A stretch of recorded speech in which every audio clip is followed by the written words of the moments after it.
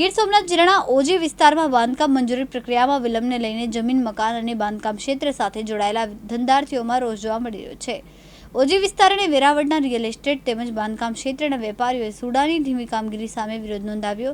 ધંધાર્થીઓ જિલ્લા સેવા સદન ઇનાજ પહોંચ્યા હતા અને જિલ્લા કલેક્ટરને આવેદનપત્ર પાઠવ્યું।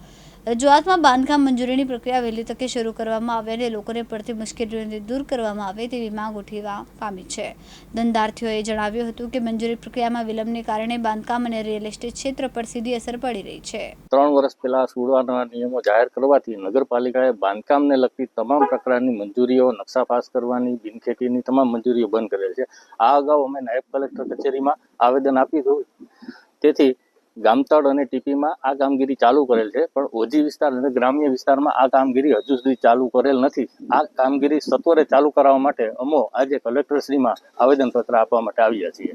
આગામી દિવસોમાં જો અમારી માંગ પૂરી નહીં થાય તો હવે અમારે ઉપવાસ આંદોલન, ટૂંકમાં આંદોલનાત્મક કાર્યવાહી કરવાની ફરજ પડશે। એટલે અમે કલેક્ટરશ્રીને અને ગીર સોમનાથ જિલ્લાના તમામ રાજકીય આગેવાનોને વિનંતી કરીએ છીએ કે આ કામગીરી તાત્કાલિક શરૂ કરવા માટે યોગ્ય પગલાં લે અને સહકાર આપે। આ કામગીરી બંધ થતાં અમે બ્રોકરો સહિત રિયલ એસ્ટેટને લગતા તમામ નાના મજૂરોથી લઈને નાના વેપારીઓ, મોટા વેપારીઓ, આ તમામ લોકોની અત્યારે રોજીરોટી જોખમમાં મુકાયેલી છે અને સદંતર બંધ થયેલી છે। અરવિંદ સોડા, દિવ્યાંગ ન્યૂઝ, ગીર સોમનાથ।